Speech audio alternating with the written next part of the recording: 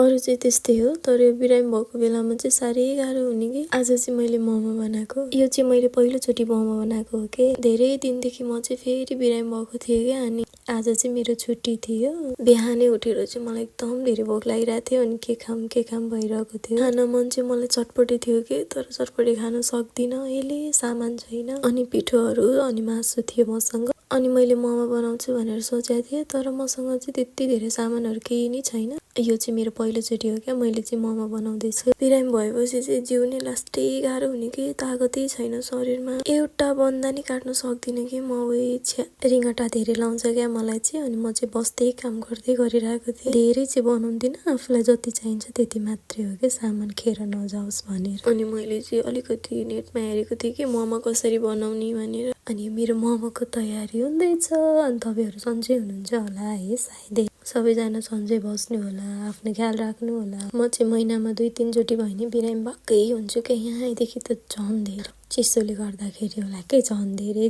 गाह्रो हुने कि। यो मोमो बनाउँछु भनेको मैले के सोच मात्रै राखेको थिएँ, मेरो लागि त्यो पहाडै फुट्या चाहिँ भएको थियो कि। नेपाली खाना नखाएको त बस्नै नसकिने कि, म त कहिले के खानु मन लाउँछ, कहिले के खानु मन लाउँछ है। आफ्नो ठाउँमा हुँदाखेरि त किनेर खाइन्थ्यो नि त, त्यति धेरै भ्याल्यु नै हुँदैन है यस्तो कुराहरूको। अनि यो बाहिर हिँडिसकेपछि आफ्नो देशको जे कुरा पनि कति धेरै अमूल्य भएको हो। मलाई मात्रै यस्तो हो कि सबैलाई यस्तो हुन्छ भन्छु कि म त बेलामा जे कुरा नि के साह्रो कि, जे पनि नेपालकै मिठो लाग्ने कि। अनि म चाहिँ धेरै जान्दिनँ थिएँ कि यस्तो कुराहरू बनाउन, यही आइसकेपछि चाहिँ होइन युट्युब हेर्दै सिक्दै गर्छु कि म।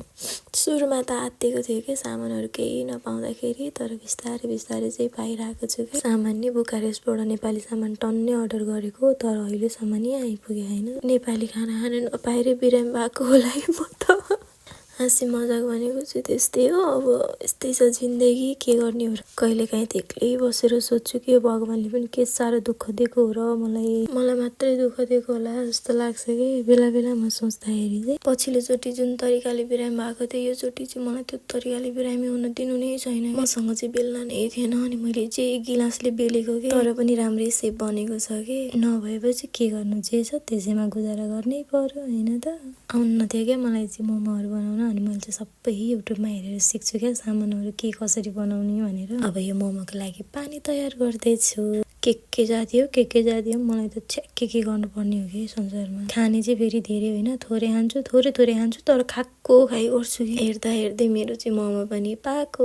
अनि यो चाहिँ मोमोको अचार हो। मोमोको अचार चाहिँ मैले फत्काएर बनाएको थिएँ कि टमाटरको, अनि त्यसमा चाहिँ अलिक धेरै झोल हालेर अनि बनाएको थिएँ। मलाई चाहिँ झोलको सुप खानु मन लागिरहेको थियो क्या, त्यही भएर। अनि यस्तो बिरामी चाहिँ तर चिसो खान चाहिँ म छोड्दिनँ कि, हेर न अझ कोला खाइरहेको छु कि, खोकी लामो समयपछि फेरि मैले एउटा भिडियो बनाएर ल्याएको छु। मैले चाहिँ भिडियो बनाउन नसकेर हो, अनि प्राय धेरैजनाको कमेन्टको रिप्लाईहरू नि गर्न सक्दिनँ। बिरामी भएपछि म मोबाइल धेरै चलाउँदिनँ कि, एउटा साइडमा फालिदिन्छु, अनि म दिनभरि रातभरि सुत्दै हुन्छु। रोमानी आउनु लाग्नु भएको धेरैजनाले चाहिँ क्वेसन गर्नुहुन्छ, तर म बिरामी भएर नसकेको। जति सक्थेँ त्यति मैले हजुरहरूलाई सबै गरेकै छु। फेरि राम्रोसँग ठिक भएपछि म हजुरहरूको क्वेसनको एन्सर पक्कै दिनेछु। अनि आजलाई चाहिँ यति नै, अनि सबैजना आफ्नो ख्याल राम्रोसँग राख्नु होला। फेरि पनि भेट्नेछु अर्को भिडियोमा। By by.